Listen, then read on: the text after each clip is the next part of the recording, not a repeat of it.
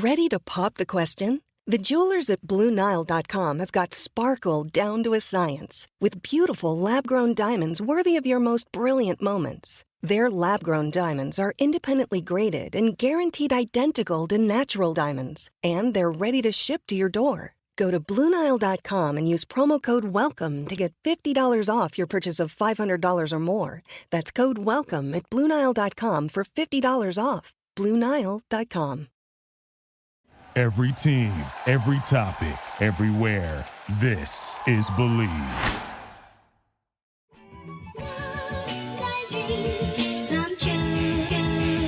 Welcome in to another edition of the JMU Sports News Podcast. I'm Bennett Conlon, joined by Jack Fitzpatrick. Jack, how are you doing?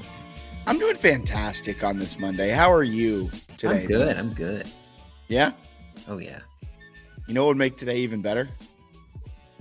It could go so many ways with this. Minuteman beer. That's true. It is a Minuteman Monday. $3 Minuteman pours at the Valley Collab House, 3-notched in Harrisonburg. Great spot. Yes. Tomorrow, they've got half off cases, as they do every Tuesday. And, of course, on Friday, First Tap Friday. A new brew every Friday is released. I don't know how they do it. People keep wondering, how are they doing it? Much like the thousands of people in your email saying... That's exactly right. People email me and they say UVA shouldn't be in the tournament. JMU should have that spot. And also, how do they keep doing this with First Tap Fridays? And I don't know the answers to either, but they're right on both accounts. It's incredible. It's pretty amazing. And something else that's really amazing is the fact that BetOnline continues to be your number one source for all of your basketball wagering needs, including pro and college hoops throughout the year. With up-to-the-minute odds, stats, trends, everything like that. You can follow your favorite team's path to the playoffs with in-game live betting, contests, and all the best player props. I don't know why I only did that like in one breath. Experience the world's best wagering platform anytime from your desktop or mobile devices. Head to BetOnline today to become part of the team. And remember to use promo code BELIEVE. That's promo code BLEAV for your 50% welcome bonus on your first deposit. BetOnline, where the game starts. And where marriages start.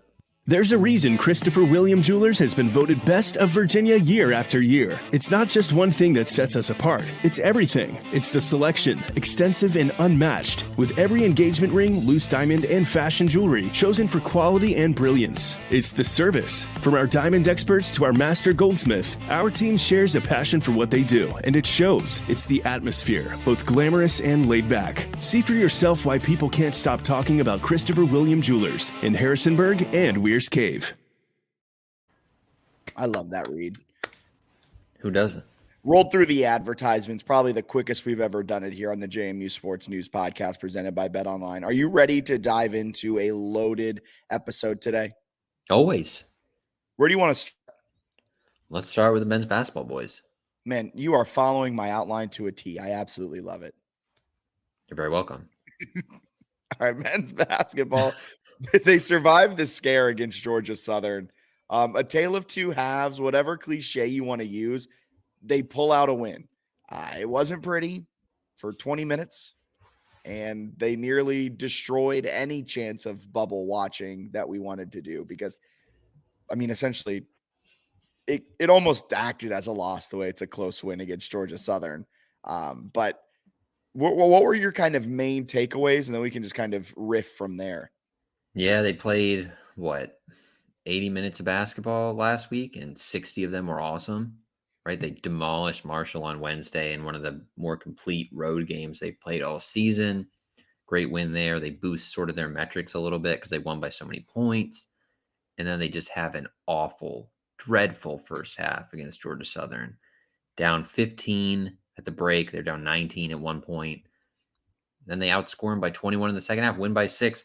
I thought it was super gritty. I thought it was impressive the way they came back, showed a lot of character, awesome win in that regard. Georgia Southern sucks though. Like they're 6-23, and I know they're playing better. They are playing better. That should be noted. But they're 6-23. I don't know. I go both ways on this.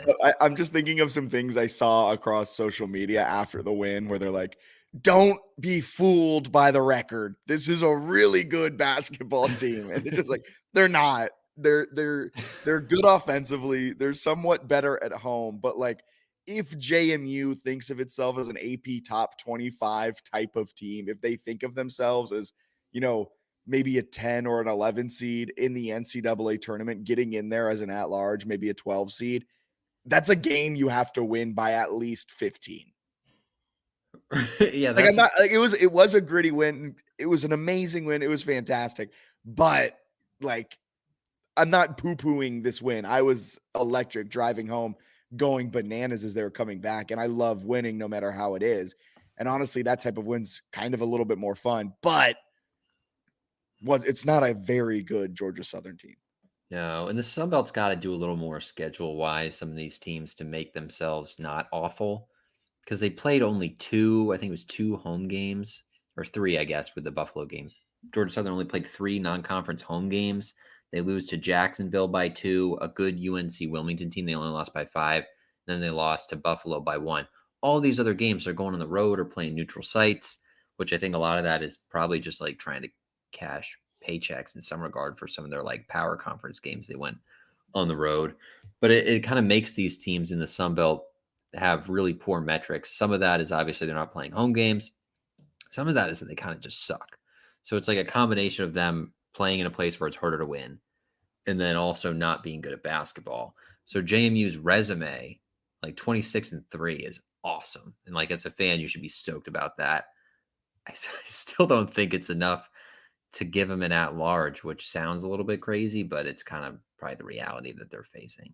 You want to know something hilarious about that basketball game? Yes. According to the KenPom win probability graph, JMU started with a 92% chance to win. Throughout that first half where Georgia Southern goes on a bit of a run, an 11-0 run, they start to open up a 19-point lead, I think, at one point. The best win probability Georgia Southern ever had, which was when they had a 19-point lead, was just 66%. And then JMU over the final 4 minutes of the first half and the first 4-ish minutes, we'll call it like that middle, I think it's called middle 8. I think they call that in football, but JMU went on a 13-2 run to finish out the first half and open up the second half. And coming out into the second half, JMU had a 51% chance to win that game with a 15-point deficit. Yeah, like they erased it quickly, and it wasn't, it was like, to be able to do it was impressive, but maybe not that stunning, right? Because Georgia Southern's bad. So at some point over 40 minutes, they're probably going to look bad.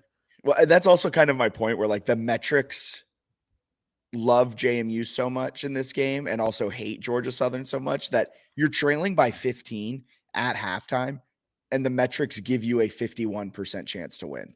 Yeah, it's still a coin flip, which is hilarious. A little better than a coin flip if we're being honest. It's insane. Yeah, I think it speaks right to JMU playing great basketball all season, but then also Georgia Southern's not good, right? There were some people who were trying to be nice, that's a big time win. It's not a big time win because of the opponent. It was the way they did it that showed some resolve. But overall, winning by 6 at Georgia Southern is not particularly impressive. Georgia Southern, though, like we said, kind of in the 3-Notch Weekly preview last week, and we'll bring it up again here, oddly good at home. They took Buffalo, which isn't a great Buffalo team, but Buffalo's actually Buffalo's a lot worse than Georgia Southern. Never mind. I thought Buffalo was a little better than Georgia Southern. They took App State to OT, and App won only by 1. So if we're talking, comparing straight resume to resume, JMU's better than App. That's right. Justin Appson can't block that. He probably still would. Yeah, he probably would. But I think that they survived the scare. It probably hurt their metrics. They went down in the net. They went down in every predictive measurement, but they got the win. And they now have, again, they've set the program record for most wins in a season. They're awesome. I don't think it should be misconstrued. They're awesome. I also don't think they're going to get an at-large, which makes me sad because they're good. Well, it's time for Bubble Watch. Okay, we'll Bubble Watch. Bubble Watch. Here we go. What are the odds? Have you been looking at the bracketologies? They're starting to slip in a little bit as one of those last 4 in, first 4 out type of people. I think as of right now, for most bracketologies, they're on the last 4 out. I've seen them a lot so it's like yeah. So it would be what, the first 4 out and then like your next 4. So they're Yeah. like in the group of Right. 8 that's missing. Yes. And then some don't even have them in that. But I think that the issue is, and what people maybe are forgetting, even though it's pretty basic logic, is like, okay, you blow out these next 2 teams, you win a couple Sun Belt tournament games. If you lose the final, you're losing another game. Like, that's going to hurt your metrics. It's another missed opportunity to get a nice win. Like, if you win the Sun Belt Championship and you have this great resume with only 3 losses, you have an automatic bid. So it doesn't, like, the bubble stuff doesn't matter. So I think that's the problem. Among the problems is, like, you're on the outside looking in, and theoretically, when you're talking about the at-large, like, you're still going to lose another game without really picking up any good wins, because you're not going to see App State until the championship, because I think Most it's likely. right. Is it firm with that, or is Troy? I guess Troy still technically could. No, I don't know that they could. Well, I guess if App State loses their last You 2 and talk in JMU circles wins, here for a second. I'm pulling up the bracket so we know it for sure. it's theoretically JMU could get the 1 and App State could slip to the 2.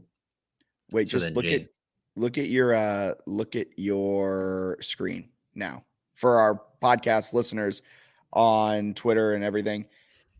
Here it is. yeah. Oh, I just don't think so they would need App to lose both of their final games, and JMU would have to win both of its final games to get the 1, because they lose the tiebreaker. So yes. realistically, App's the 1. JMU and Troy could theoretically flip-flop 2-3, but that doesn't really matter, because you would You're in still the bottom bracket. Yeah. You would still play them in the semi. So as it stands now, let's kind of, this is great podcasting. We should have been prepared for this whole discussion. I completely forgot to even look at the standings. Here's the standings for Sunbelt as it stands right now. App would be the 1, JMU would be the 2, Troy would be the 3. So that's essentially all locked up. If JMU wins these final 2 games, they will be the 2 seed. Troy will be the 3 seed. But like you said, that doesn't matter much. The 4 seeds, Arkansas State, they're at the top of the bracket. 5 is Louisiana. 6 is Southern Miss. Georgia State is 7. Marshall is 8. South Alabama is 9. And ULM is 10. So if you are JMU with the 2 seed, you would be playing the winner of ULM. I think it's like Georgia State right now. And Georgia State. So that's the issue. So you would win, let's say it goes this way, and it's like all the top seeds keep winning. You beat Georgia State and Coastal Carolina in the regular season to end those 2. Then you probably beat Georgia State again, or maybe it's someone else, right? Maybe it's Marshall. And then you would beat Troy. None of those teams are actually good. Like, none of those wins move the needle at all. At all. So you can move it in terms of like your margin of victory. You can improve your metrics in that regard, but you're not moving the needle with any of those wins. And then you look at the quality wins for JMU, and the one that sort of stands out the most is Michigan State. Michigan State's got nice metrics. They're 17-11 though, 9-8 in the Big Ten. They're like a 9 seed. Yeah, they're not, which is a bummer, right? Yeah. And about up top, though, I do want to bring this up. App may trip up. JMU could easily trip up too, because there's Troy, the 3 seed in this tournament. But App, they'll face the winner of Marshall, South Alabama. Not really world beaters, neither one of them. So you would assume they win that. Then they're playing either Arkansas State, Louisiana. I mean, let's be honest, it's probably one of those, because they're not playing Georgia Southern or Texas State. That, I think, is actually way more of an intriguing storyline than Bubble Watch, which, sadly enough, like, it's fun to think about the at-large potential, but I just don't see it happening. The possibility of App State getting tripped up by Arkansas State and Louisiana, who I think are actually probably playing better basketball than Troy right now, especially Arkansas State. Arkansas State is doing some big stuff there. Yeah. So if you have that, maybe you're playing for an automatic bid against Arkansas State instead of App State, which I think the matchup's more favorable there. That seems like a decent setup if that happens. So I think that's almost more intriguing than the at-large possibility. But do you think it's a foregone conclusion that JMU has lost the Sun Belt tournament if they play App State in the final? No, I think they could definitely win that game. I just think it's all in on Pensacola. I think the bubble watch mentally for fans, we should just turn off because there's really nothing they can do to have I don't think they just have enough quality wins. Like their strength of schedule is outside the top 300. I'm going to keep throwing stuff at you here for a second. Ready? Yeah. What if you win your next, what would it be? Your next 4 games Okay. into the Sun Belt tournament final. You win them all by 25 or more. Then I think it gets like somewhat intriguing. I just don't think they're going to win them all by 25 or more. Okay. Right? But like, Yeah. so it's not necessarily the door is closed on it. They just need exceptionally dominating performances from here on out, then lose in the Sun Belt tournament final. Does it matter in your mind, or do you think so? Because I know you take in a lot of bracketologies. Does it matter who they lose to in the Sun Belt tournament final? Yeah, I think App is like the only one you could lose to. Okay. Because they would be on a neutral floor. I think that'd be quad 2. Where if you're looking at anyone else, it's like quad 3 probably on 4. a neutral, maybe even quad 4, depending on whatever happens. How important is it then for Southern Miss's game? Because right now that game is teetering between quad 3 and quad 4. How important is it for that to stay a quad 3 game? You don't want that to go down to quad 4. That's big. I mean, the more I look at their schedule, like I had kind of convinced myself, I was like, oh, they could find a way to get in as an at-large because they would have 30 wins in this scenario. What, they'd be 30-4. I mean, that's good, obviously. Is it? I just don't think it's enough because, like, the Michigan State win, right? Best win by far. The second best team that they've played this year is App State. So in this scenario, the second best team they played this year, they got swept by 3 times. Yeah. And I think so. Maybe Akron wins the MAC championship, and you have 2 wins over like NCAA tournament teams in Michigan State and Akron. But let's say App State gets in, Akron doesn't win the MAC. You're 1-3 against NCAA tournament teams, and you would be, 29-1 against non-NCAA tournament teams. I kind of feel like an NIT team to me. I know that's so negative, but it's a bad schedule. I think we all went into that January 27th game against App State with the thought process of if JMU wins, their at-large hopes are still alive. If JMU loses, the bubble watch, the at-large watch, it's all over. And then they lost the game. We accepted it.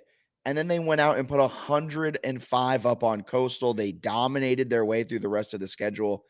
And then we let ourselves believe it again because all of a sudden they're in the top 60 of the net. They're in the top 60 of KenPom. All these predictive metrics are really favoring JMU. But I think now we're kind of facing the music is the bracketologies are leaving us off. Yeah. We have to win Pensacola.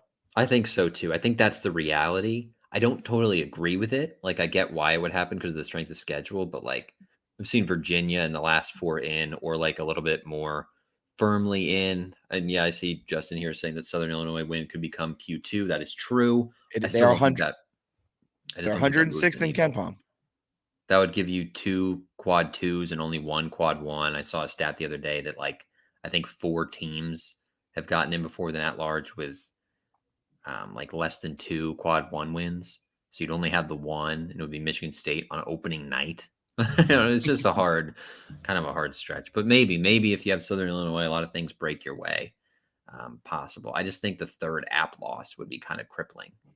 I agree. It's going to be tough. I'm very intrigued to see how it plays out. I will say, third time's the charm. They also, I'm interested in your thoughts on this. Okay. But like I've watched Virginia play a few times. I watch JMU all the time. You do? Like based on KenPom, they'd be favored on a neutral floor. Like I think JMU, eye test wise, is absolutely deserving of a spot. Like they're good. I 100% agree. I think this is when you get into a lot of weird ticky-tack net. Like we've been hearing it from ACC fans like the last 2 weeks about how the Big 12 has gamed the system. Like, yes, that's kind of true, but it also, I mean, that's why JMU has such a bad record because they've been a net dumpster fire up until last year. So a lot of these teams didn't want to schedule kind of an upper echelon bad net team that would then hurt your rating, blah, blah, blah, blah, blah. JMU eye test is a very good team. End of story. They beat UVA on a neutral site. They probably beat a lot of other like fringe bubble teams, but they just haven't been able to prove that because their non-conference schedule was so bad. And it's I don't think it's no one at JMU's fault. I don't think it was a JMU scheduling issue. I don't think anyone wanted to play a team that finished last year like on the upper edge of a Q3 loss. It's just such a You know, tough spot, yeah. such a tough spot. And they got screwed a little bit with like the Sun Belt MAC challenge. You got paired with a Kent State team that you thought was going to be really solid and just turns out to kind of stink. Like that would have been one if they were fringe top 100 that you're looking at with Southern Illinois, where maybe that's, especially because that was a true road game. Southern Illinois was neutral. Yeah. That could be quad 2. Instead, it's just not. Yeah. That's a quad 4 right now, right? I think 3, maybe. Maybe it's 3 or 4. Yeah. They've got a lot of 4s. They have a lot. I think they're 18-0 in quad 4. Yeah, it might be. They're getting close to like 20 quad. It's a lot of quad 4 wins. Sunbelt stinks. I think that's the other thing about this. Like really bad. The reason why all of these teams that are like hovering around 500 on the season, that are these like single digit at large teams, like a Michigan State that's hovering around 500, can get in as like a 9 seed, an 8 seed, something like that, because they're playing quad 1 games night in and night out in their conference. Like it is a true bummer that the Sun Belt stinks so much that their whole schedule has been Q4 in conference play, except for like 3 games, 2 of them against App. It's so tough. Yeah, it's they're really good at basketball. And the thing, I've been a little bit of a downer here, but I think if they get in, I think they're going to win at least a game. I do too. I think if they get in, they are I actually think if they get in, they're the trendy Cinderella pick. Probably, right? It'd be, if they win out, they'll have, what would it be, 31-3? So with a win over Michigan State, like that's a very easy 10, 11, 12 seed to and advance. then you have a power 5 forward and TJ Bickerstaff. You have an experienced backcourt with Michael Green, Terrence Edwards, Julian Wood. You have the makings of when, they get up on TV on ESPN on Selection Sunday and they're like, okay, we're filling out our brackets live on air. JMU kind of has that name recognition from early in the season that they're like, this is like Colgate was like 3 years ago when the net loved Colgate and they were like, this is the team that's going Sweet 16. Yeah, gosh, they're playing so well. Bickerstaff, I think he had 17 and 10 against Georgia Southern, was perfect from 2-point range. I guess he took a 3 that he missed according to the box score. Don't remember that. I think I blacked that out. But like Edwards was awesome. He had 6 assists to go with only 2 turnovers and also scored 20 points. Wooden just kind of caught fire coming out of halftime, which he does for like 5-minute stretches. Wooden over the weekend, he went 3 for 4 against Southern. He went 4 for 5 against Marshall. He just knocks down threes. He's a stud. Like Friedell's a really good player. They're getting kind of like just enough out of Brown and Michael Green. Brown had that like a dagger 3 in the second half. Yeah, or I guess the go-ahead 3. They're making plays. Horton had a great game. Like they're a great second half, at least. I guess they all kind of had more of a great second half than a great game, but it felt like it was just a game because of how well they played in that half. If they get in, they're dangerous, especially because they won't really have any pressure, even if they're considered like a darling Cinderella. Like if you make the tournament, given JMU's basketball history, like pretty cool. Yeah. Daniel asked, what seed do you think the Dukes will get if they make the dance? I keep giving broad like 10 to 12 range. So high double digit, or I guess low double digit. It would be. Yeah, I couldn't see anything worse than a 12, assuming they win out, right? If you like lose the last 2 regular season games and then win the Sun Belt tournament, it would be a little bit different. But win out 12 seed. 12 or 11, maybe they sneak into a 10. I saw some bracketology had Grand Canyon and Indiana State as automatic qualifiers, and they have very similar like profiles to JMU. Both get 11s. There are a lot of like winnable games against 5 or 6 seeds. So that would be, if they get in, I think it's going to be an electric March. In worst case scenario, though, I think they'd make for a fun NIT run, but they're good at basketball. Let's all cross our fingers for a 12 seed in the Charlotte region. Yeah, that'd be cool. That'd be electric. Three-notch weekly preview. It's time for this week's three-notched weekly preview.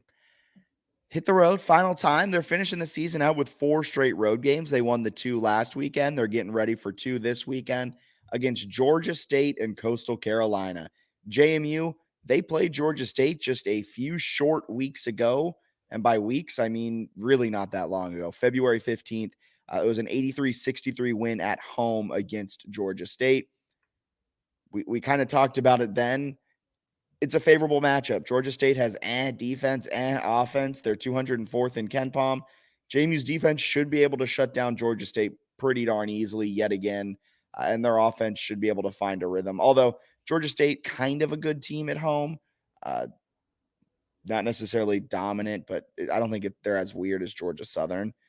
Are you expecting anything crazy out of that game, or? Not really. This is kind of the one. I think this is the one that we pegged as like the Terrence Edwards ideal matchup where like they can't force turnovers and defend twos.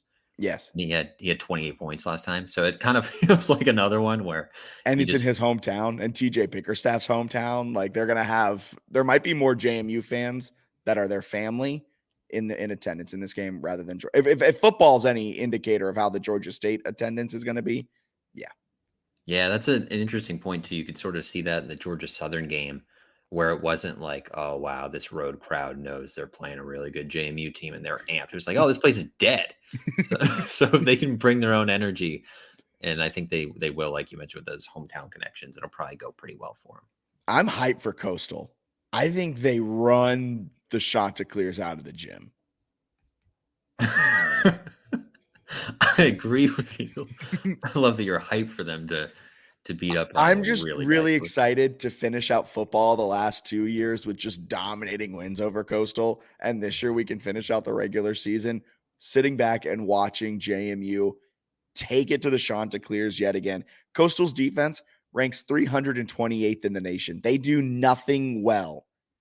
Coastal Carolina's offense ranks 272nd in the nation.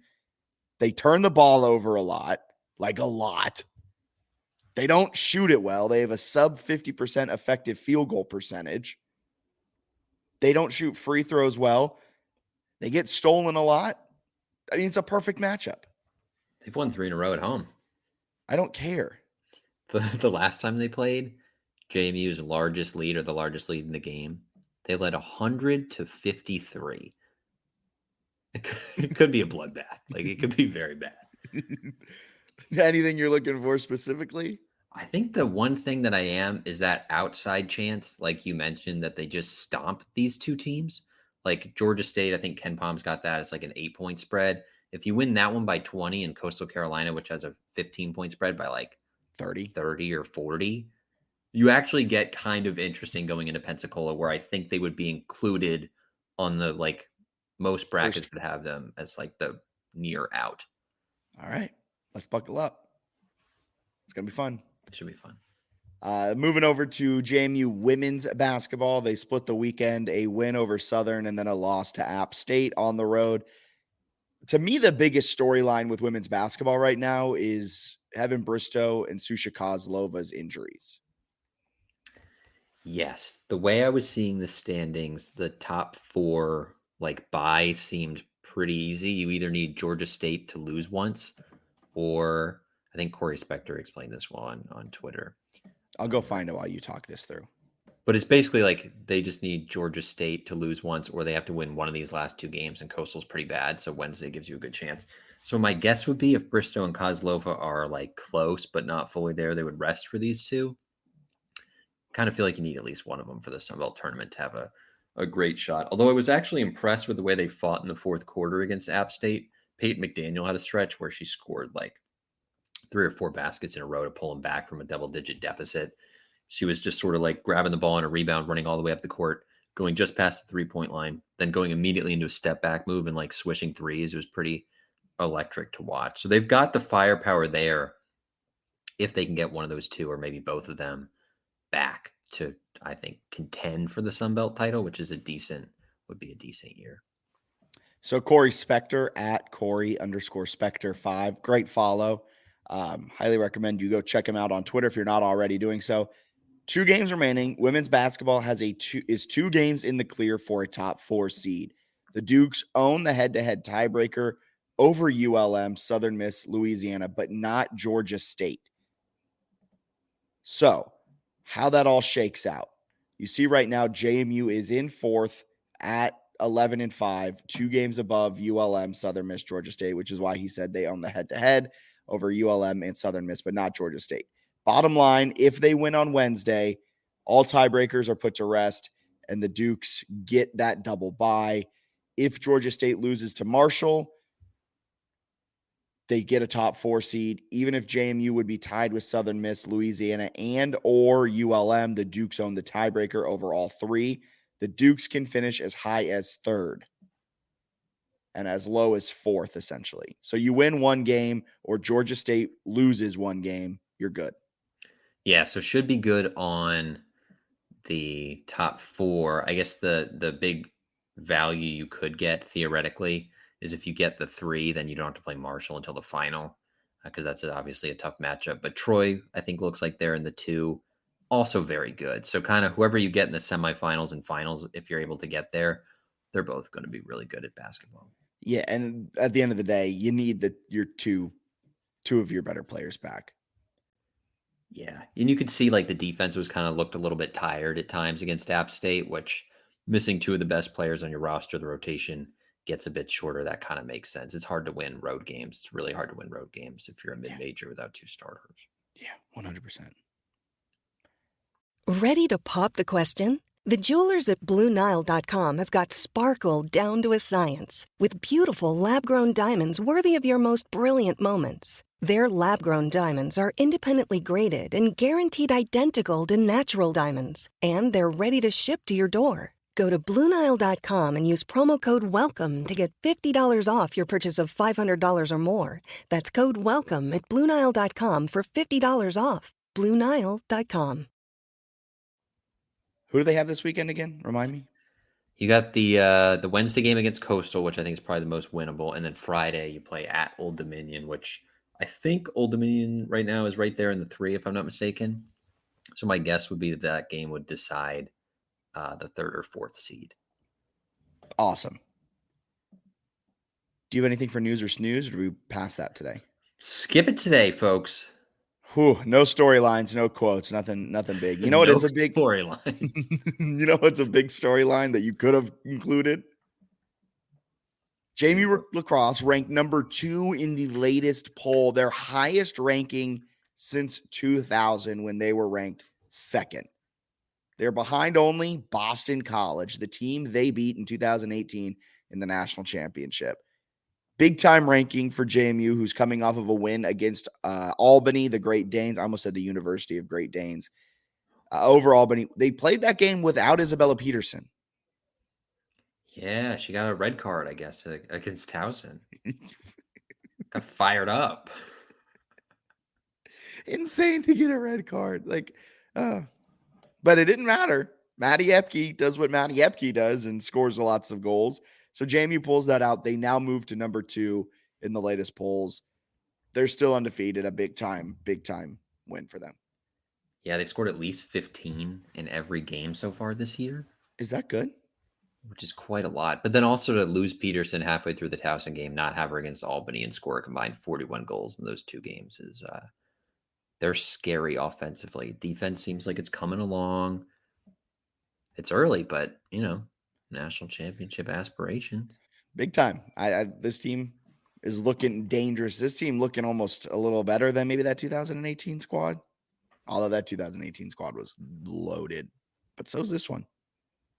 It's pretty wild. I feel like I don't appreciate this enough personally, that they won a national title, continued to be like pretty solid, and then a few years later have built themselves up again to be a national title contender as like a right? With like the Olympic sports, the power conference stuff is a little bit dumb. But Shelley Clay is not like she's making like 30 million a year, or 5 million a year, or any millions a year. Like doing pretty darn good with the resources they have, the salary, all that stuff, the NIL, which is limited. It is insane. Like we always talk about it when we bring up lacrosse being like, is this the best team on campus? Like, I don't think it's an argument. I think they are the best team on campus. I don't think it's particularly close. And I don't think we ever can conceptualize actually how crazy it is. This is like this is like them winning a national championship in 2018, never really going away and playing with like the blue bloods of the sport year in and year out. They nearly made a run last year. You went up to Syracuse, you got out to an early lead, you battled with the Orange, and then you retool and you come back and you have you're number 2 in the nation. Could you imagine men's basketball, football, women's basketball, any sport being number 2? You're this. I know polls are a little wacky and you can't put too much stock into them, but they're the second best team in the nation according to, I think it's the IWLCA poll. It's nuts.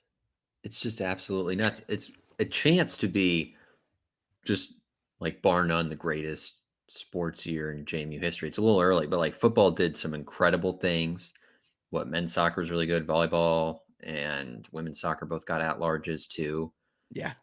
A lot of at-larges. You got men's basketball could potentially make the big dance and make some noise in there. Women's basketball could also make the dance. Swim and dive won a league title. If lacrosse goes out and wins like a national championship in the spring, oof. Buckle up, Buttercup. What a year. What a year. You know who else is having a fantastic year? Are you about to apologize? Our friends over on the baseball diamond. They're coming off of a weekend sweep. You see that lower third? For our podcast listeners, JMU baseball. Time for Jack to apologize. Hell no, not yet. I think that's correct, right? So they're 5-3. They swept Fairfield. They got the win over Virginia Tech. So they did go. We were talking, if they beat Virginia Tech, won the series against Fairfield, you'd be like, all right, pretty cool. They swept them. Yeah, it is cool. It's really awesome. Fairfield they were picked to win the NEC. As we all know, the NEC, the Northeast Conference. They might be in the MAC. Are they in the MAC? I can't remember. I've been looking up so many random teams in their conferences, but whatever it is, it's like not. They were picked to winish. They were picked to finish first in their conference. Cool. They haven't won a game yet this season. It's early. But Daniel Merriman, he does point out a very important thing. The bats are going crazy to start this year. That's very true. They're batting .311 as a team to start the season. They have 3 different players batting .400 or better in Wyatt Pfeiffer, Ryan Dooley, and Coleman Calabrese. I mean, that is fantastic. Fenwick Trimble is like their big bat in the lineup. He's one of the guys projected to be an MLS. I cannot talk today. Bennett, take it over. They've got MLB prospects on the roster. Trimble's the guy. They're good. I can't talk. But it's early. It is early. Trimble batting .290. He has 2 home runs. Brendan O'Donnell has 4. Coleman is balling to start this season. I think that's kind of been the big story. The junior infielder from Bowie, Maryland. Yeah. He has a hit in every game but the Monday game against Arkansas. He just raked over the weekend against Fairfield. Had 4 hits on Friday, 2 more hits on Saturday, 3 hits on Sunday. He drove in 3, 4, 5, 6 runs, had 4 home runs over the weekend. I mean, he was the whole offense for JMU. Virginia Tech game was awesome too. They jump out to a 6-1 lead and then blow it, trail 7-6, tie it in the bottom of the 8th on I believe it was a bunt single with the bases loaded. Very normal stuff going on in Harrisonburg to tie the game. Small ball, baby. And then they go ahead. Bob Weiss would be proud. Even Bob Weiss might be like, that's a little bold, guys. Maybe let him swing there. But then they score 1, bottom of the 9th. They load the bases, nobody out. Find a way to get it done against the Hokies. Follow it up with a sweep. I was sort of waiting for the inevitable dud, and they kind of almost did that on Friday. It was dicey there for a while. But a sweep? Big time. Donovan Burke on that midweek game against Virginia Tech was lights out. He was the reason they were able to build a 6-1 lead over the Hokies.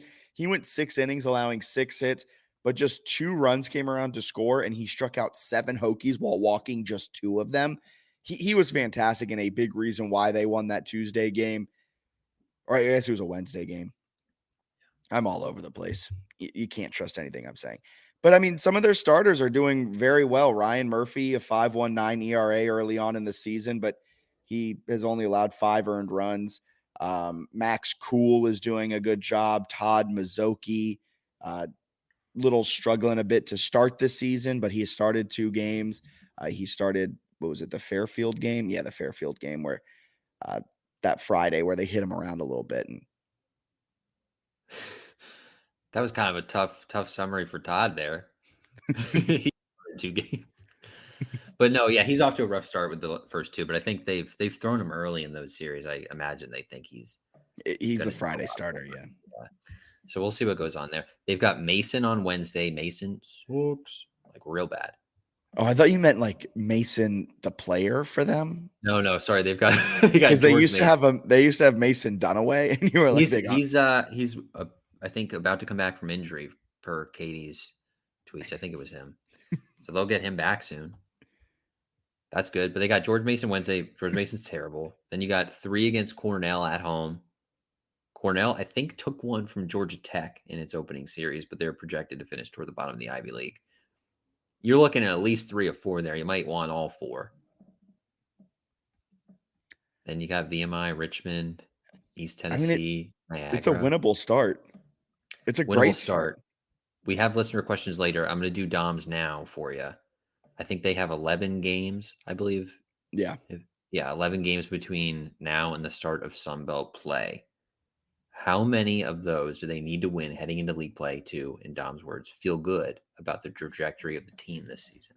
So those games you kind of just went over, but it's at George Mason, then a home series, 3 games against Cornell, then back-to-back midweek games, Tuesday, Wednesday, March 5th and 6th, VMI and Richmond. Then you hit the road to Johnson City, Tennessee, against ETSU, then Niagara, a Tuesday, Wednesday, midweek mini series. You got to win the Cornell and ETSU series. So let's say at least 4. And I think you got to win all the midweeks. You give them 9. Crazy for that. 9-2. Yeah. I was thinking like 8-3. Yeah. So 8-3, 9-2. Better than that. I mean, like, yeah, if you drop a game here or there or whatever, but like, I think the only one you can drop is Richmond.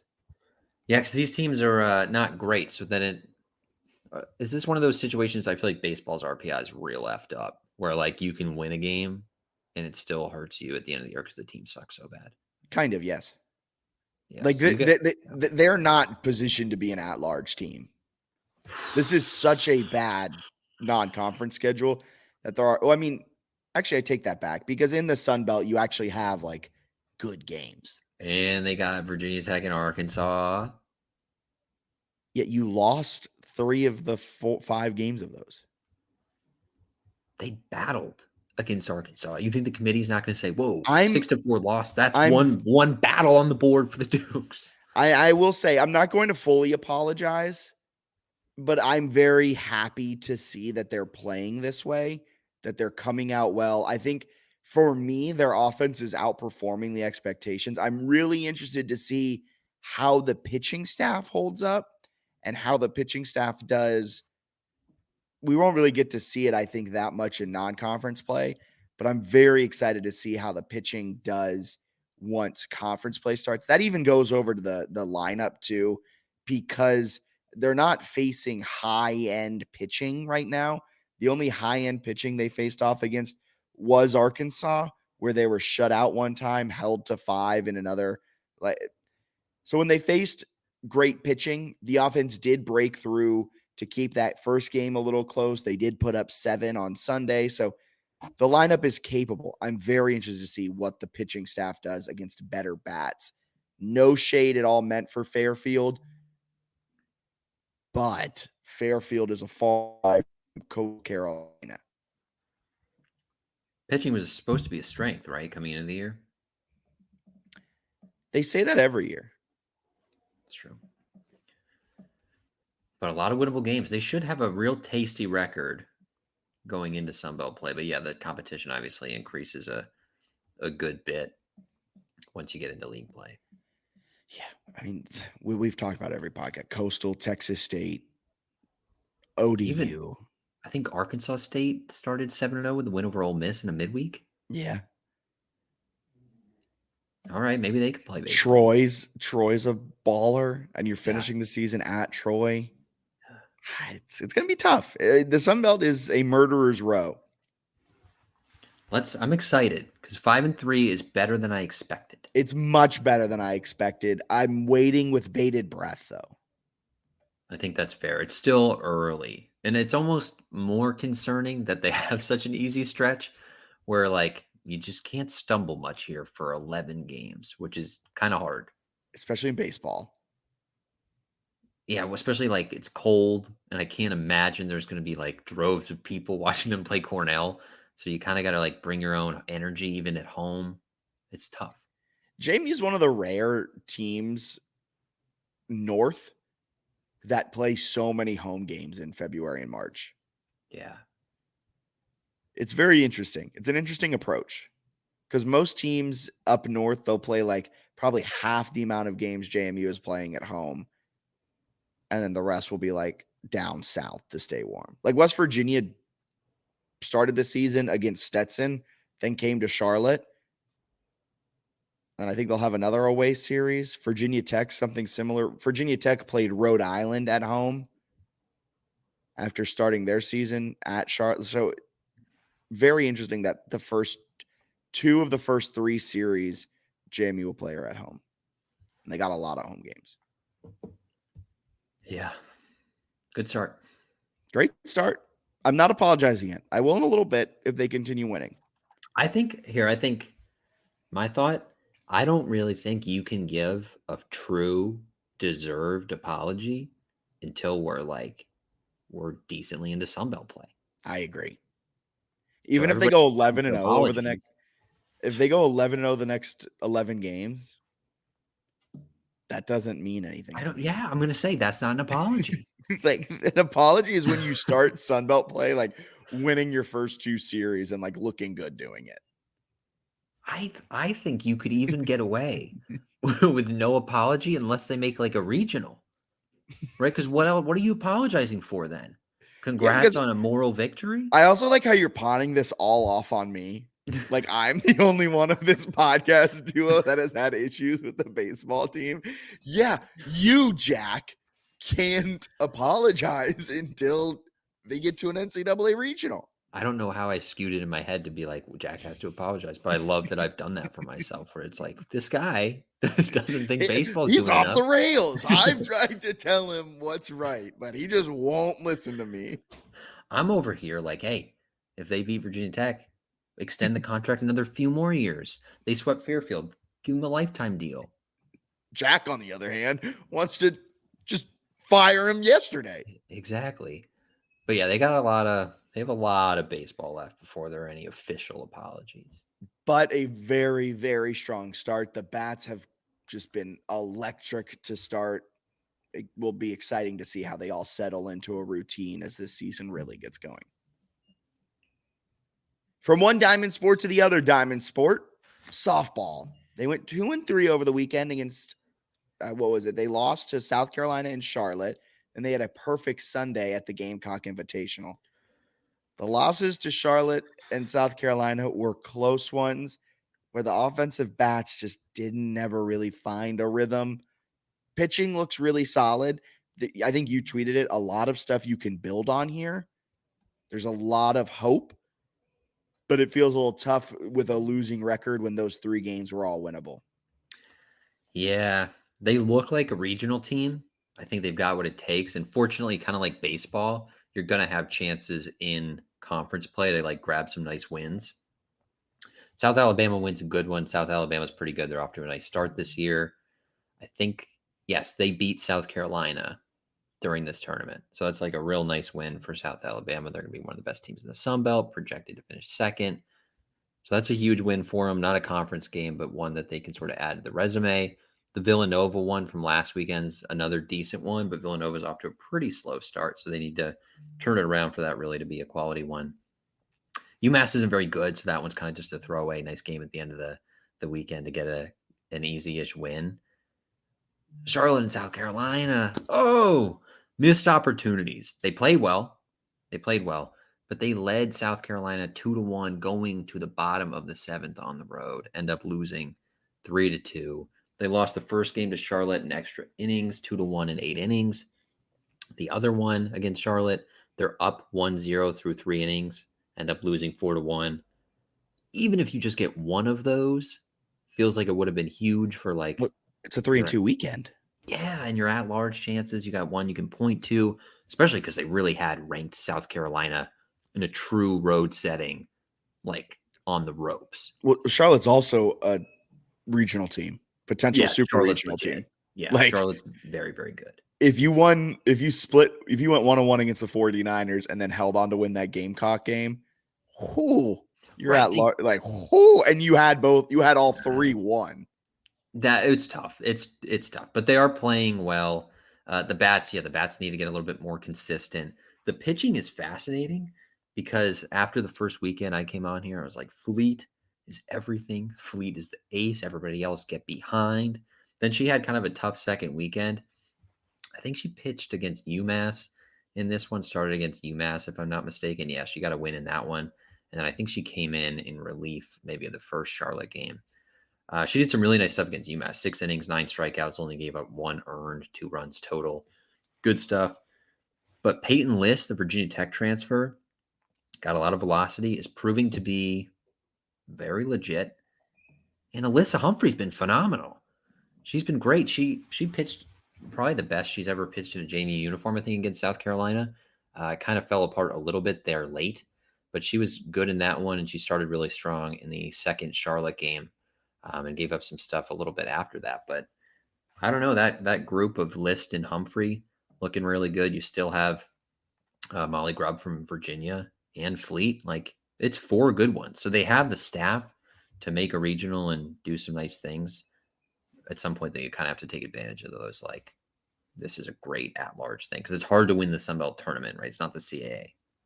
Yeah, I also think with Fleet, she'll settle in. Oh, yeah. She's a freshman. You have a great first week. Your second week might be a little iffy. Third week, come back, find your rhythm again, and then kind of settle into what college softball is like. I think we'll see Fleet really take a few steps forward. And as she gets more experience underneath her belt, her progression will be kind of exponential as we see this season go on. But it's great that you also have Humphrey, probably an ace any other year. Peyton List sounds like an ace any other year. And now all of a sudden they got 3 pitchers that you could argue that over the last 3 years since Odyssey Alexander left, they all would be the best pitcher on those respective staffs. Yeah, that's what's so cool. You look at List, her first Charlotte start, 7 innings, 7 strikeouts, just 2 earned. She got the win against South Alabama too, 6 in a third, just 2 runs allowed against good teams. And sort of similar to Fleet, List didn't play at all for Virginia Tech last year. So you have 2. So a redshirt freshman and a freshman. You have 2 freshmen who look like they have ace potential and like barely have any experience at this point. The future is very bright, but I think this year they've got some regional chops if they can hang in there in conference play. Yeah. And throughout the season, you'll probably have some of those games that you lost at the Gamecock Invitational go your way. Yeah. So you start to get that rhythm, and I'm excited for softball. They look fun. They look fun and good. They're up in my neck of the woods, March 19th. They play at Maryland. Might have to get myself there. You heading to College Park? Might have to, weather permitting. Weather permitting. Jewelry isn't a gift you give just once. It's a way to remind your loved one of a beautiful moment every time they see it. Blue Nile can help you find the gift that says how you feel and says it beautifully, with expert guidance and a wide assortment of jewelry of the highest quality at the best price. Go to BlueNile.com and experience the convenience of shopping Blue Nile, the original online jeweler since 1999. That's BlueNile.com to find the perfect jewelry gift for any occasion. BlueNile.com. All right. that brings us to listener questions. We have a few tonight. I'll throw some at you. You ready? Yeah, go ahead. Does lacrosse win the Natty this year? That's from Alex 092975. Oh, that's a good question.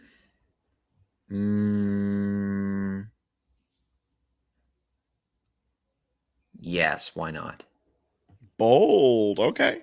I'll say yeah. They look feisty. I would agree with that. Next question. Who will be the backup quarterback out of fall camp? Daniel Merriman's right back into football. Okay. I think I would say Alonzo Barnett. That would be my lean just because I feel like he's maybe the most talented. I just keep thinking back to last year when he won the starting job, and it breaks my brain a little bit. I agree 100%. You're kind of like, he was supposed to be like the second coming of like the savior of this school. We talked with his coach, and he was like, it's going to be tough to get him off the field if you ever let him get on it. And that was pretty easy. So fast, man. It wasn't even a full game. That was crazy. We don't talk about that enough. Well, I don't want to poo-poo on his collegiate. No, just like clearly Jordan McLeod was good at football. Like very good at football. Like, not just good at football, like very good at football. And now the best part of it all, he's not on a team. I wish we were deranged enough to stick to our take that McLeod was the guy through the Bucknell game. Can you imagine that if we're just like, I feel like Cignetti's off, and we ended up being right? That would have been crazy. That would have been epic. But it is insane that this is the Jordan McLeod career arc. Comes in after going to two schools, destroying one of his legs, forcing him to be out of the sport of football the year before he came to JMU. Comes to JMU, is the presumed starter, loses starting job to Alonzo Barnett. Alonzo Barnett has maybe the worst half of football against an FCS team in a decade. Gets benched. Jordan McLeod goes in, balls out, has a touchdown on 3 of his first 4 drives as JMU.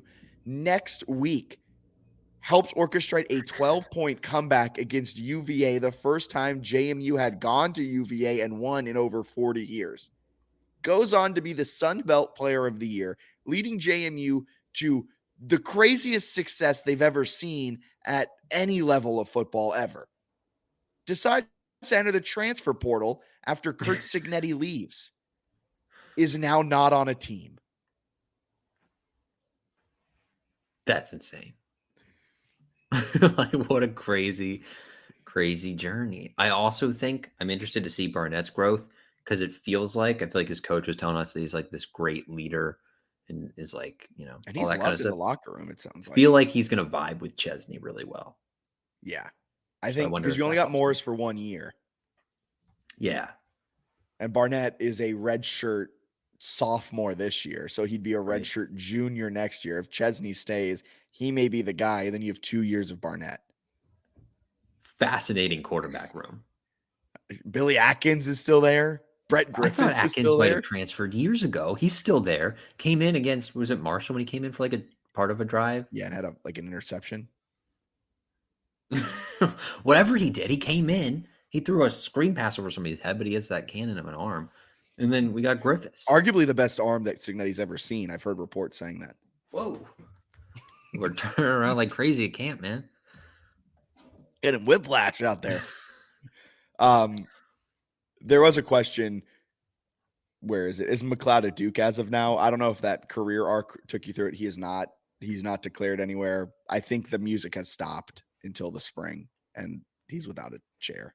I want him at Texas State in that offense. I think that'd be sweet if he like balled out there. They don't win the Sun Belt, but he wins Player of the Year again. That'd be awesome. That'd be hilarious. We'd have to look up the last time a player, if that happens, which is a big if, we'd have to look up the last time a player won Conference Player of the Year for 2 different teams in consecutive years. Yeah. That'd be historic. I think that never has happened. Okay. Joey Needham, which team outside of, we're just talking about an extreme hypothetical. Joey Needham, which team outside of the top 4 seeds do you think presents the biggest challenge for JMU in the Sun Belt men's tournament? I'm going to hit you with my take first. Yes. Georgia Southern, if they make it in. I actually kind of like that take. I was all poised to say Arkansas State, but I guess they've like played themselves into the 4 seed. No choice to. Oh wait, the 4 seed. Yeah. Yeah, because like Arkansas State to me is terrifying right now. Like a really qualified coach in his first season. Coming into the year, I thought they'd be a little bit better. They're now playing great basketball. They're electric offensively. JMU won by 4 on the road there, and it was like a pretty good game. They've swept Troy. I actually kind of think the 2 seed is perfect in terms of making it to the final. Yes, I would agree because you avoid the 4. Yeah. Or the 5, right? Louisiana and Arkansas State are like probably scarier than Troy. Yeah. So could be big time. I think it's Georgia Southern if they sneak in. JMU has struggled both times against the worst team in the Sun Belt. I don't want to see them again. I would love if we never saw them again. Is Mike Green's shooting to start this season just an aberration, or is he just cold? All right. Yes and no. Because against non-conference teams, he's been electric. He went 4 for 5 from 3 against Akron. Every other conference game this season, starting at Texas State, he has hit more than 1 3 just once. He went 2 for 2 at App State back on January 27th. Over the last few games, since his 4 for 5 performance against Akron, he didn't take a single 3 against Georgia State. He didn't take a single 3 against Georgia Southern. 1 for 4 against Marshall, 0 for 2 the second time against Georgia Southern. He just has stopped shooting threes as of late after being an electric 3-point scorer in non-conference play. If I'm doing my quick count correctly, he has as many 3-pointers in all of conference play, 4, as he did against Akron in the one game. That's insane. And then in non-conference play, he hit more than 1 3. So 2 or more threes. 1, 2, 3, 4, 5, 6, 7, 8 times. He took 3 or more threes in every single non-conference game. He hasn't taken 3 or more threes. He's done it twice in the last 7 conference games. Something's broken. Something's changed within the offense. If they make the NCAA tournament, is he going to go like nuts though? Well, we've seen he's really good against non-con. You know what I think it is? I think the scouting report is like, this guy is a good shooter. Just like manhandle him. Akron didn't get the memo. They're not studying as much. Well, I don't. Maybe I'm overthinking it. I'm giving him way too much benefit of the doubt. But like the fact that the difference is that stark. It's something. It's definitely surprising. So I wouldn't say his shooting's an aberration. I think he's a darn good 3-point shooter, a darn good player overall. There's just something about playing against Sun Belt teams that there's a mental block. Yeah, who knows? They also have such weird flow with like, there are games where Green looks like he's the greatest point guard on earth. There are games where Brown looks like he's the greatest. There are other games where it's like, oh my God, you got to take that guy off the court and put in the other guard. I kind of felt that way. Part of the Georgia Southern game, they put Brown in and it seemed like he was giving him more of a spark, maybe just because his size defensively helps a little bit. Georgia Southern was making a ton of shots. But Green, when he's on, adds like a crazy X factor where he can go from being like no points to getting you like 20. 15. Yeah. And you're just like, oh, like in an instant. Like Julian Wooden. How Julian Wooden can just blink and he has 9. It's a 9-0 run for JMU because he just went 3 for 3. They're going to be so fun if they get into the dance. I hope they do. And one last kind of listener question update. Realize I never changed the lower third on that one. This is from @Mr. JMU. A little bit of an athletic director update that normally is a question we get in this listener question segment. We didn't get one today, but leadership updates at JMU include Bob Chesney is hired. There's a strong pool of candidates for the athletic director opening with on-campus interviews scheduled for April. The search committee is reviewing applicants for the VP of Enrollment Management as well. There you go. Moving forward with an AD search. Big time. So keep your eyes peeled. Maybe it's flight tracker season in April. I'd love to see him give Ike a look. A little baseball. All right. I don't want to hear that. I don't want to get out of here with that. All right. Anything else? Oh, wait, there's one more. This is from Ross or 11. Who is JMU's top athlete of the year? Jalen Green, Isabella Peterson, other? Can we wait until the year So ends? far. Oh, Because I think so far. I think when the year ends, it'll be Isabella Peterson. I think as of right now, it's Jalen Green. I think that's fair. 15.5 sacks in 9 games is pretty cool. Yeah. If Terrence Edwards like does an Odyssey Alexander though type of run to like take JMU to the Sweet 16, he's up there. Wouldn't it be sweet if it was somebody like Michael Green who did it though? Who hits like 10 threes a game. And we're just 10 like, threes a he's game? the best athlete in history. He goes a combined 30 of 34 from deep. Oh, here's a question for you. The JMU's going to play in either the NIT or the NCAA tournament. Yes. Over under 19.5 shots in that game, that first game for Edwards. Under, but like right under. I think it's a very good line you put. It's going to be electric to see him in one of those settings because he's going to go get his. That is, I can't wait. The commentators against Georgia Southern were so good. They were so good. I think you pointed this out. Great at praising him and then also being like, why did he do that? They did a great job. I thought their commentary team was really good. I think best of the season that we've heard, home or away. Yeah. Anything else you want to? No comment. Anything else you want to have before we get up on out of here? No, I'm just excited. So I was thinking about this the other day. We got this podcast. Yeah. Next podcast, we'll be previewing the Sun Belt tournaments. Yeah. If you guys want to if you guys want to do our booking for us, let us know. No. If there's any guests you want to see for that Sun Belt tournament preview, maybe it's an App State person. Maybe it's just kind of an over. We had Nick Lorenzen from Mid-Major Madness on earlier this season. Maybe we bring him back. Or if there's someone else that you, the listener, want to hear from or see if we can try and get, DM us at JMU Sports News, or you can email us at jmusportsnews@gmail.com. Then the podcast after that one will know, because that Monday is Championship Monday. We'll know if they're in the field or not. Well, I guess if they have the at-large case and they lose, then I guess we wouldn't know. But like, we'll pretty much know. We'll have like a 95% chance of knowing. That's crazy. We're 2 weeks away from either you're in or you're out. Are you ready? I think they're going to do it. I believe in them. I think they're going to win Pensacola. And then I think they're going to win 4 NCAA tournament games, make the Final Four, and then they're going to lose to Georgia Southern. I think they're going to get an at-large. I think Georgia Southern is going to win the whole thing. Put your bets on it now, folks. Go to Bet Online, and you can place all of the NCAA tournament futures your heart desires. JMU to make the Final Four. I don't know if there's a line for it, but go ahead and throw $5 down. I bet they got it. Use promo code BELIEVE. That's promo code BLEAV to get a 50%. Would you bet JMU to let's do this as we finish out and we just ramble here for the final few minutes. I'm going to take you through each round and see if you're placing a futures bet on it. Okay. JMU to make it to the Final Four. I would do it just for fun. Okay. JMU to the Elite Eight. Oh yeah. I guess if you're doing Final Four, then you would. Then I have to do all of them. I did this backwards.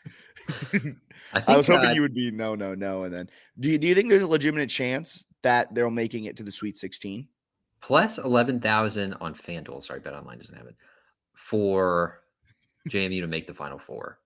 11,000. 11,000. So a $1 bet would win a $100 bet would win $11,000. That's correct. So a $10 bet would win $1,100. That's right. So a $1 bet would win $111. 110. Oh man, I knew my math was getting out there and somewhere along the steps. South Florida has plus 9,500 odds, which is garbage because that team's going to get run out of the Boat gym on raced by Saturday. Charlotte. I might put a responsible amount of money on that game. You should just come down to the Charlotte area to watch that game. South Florida, a top 25 team.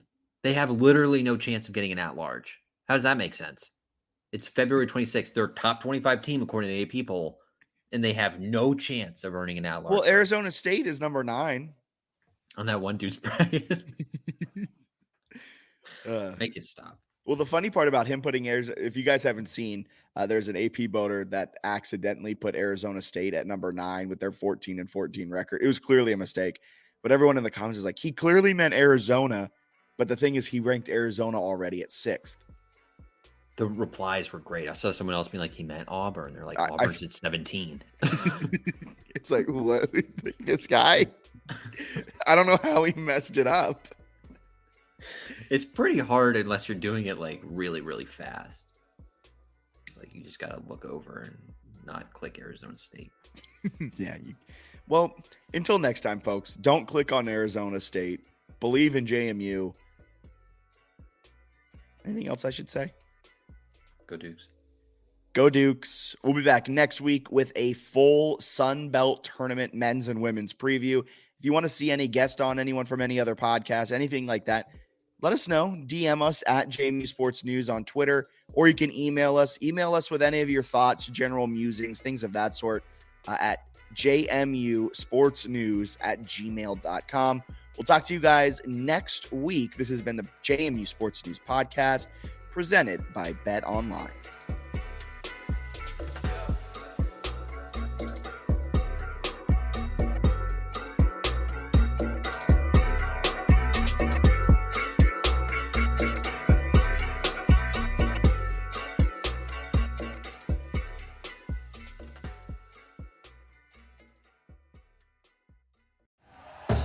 Thank you for listening to Believe. You can show support to your host by subscribing to the show and giving us a 5-star rating on your preferred platform. Check us out at Believe.com and search for BLEAV on YouTube.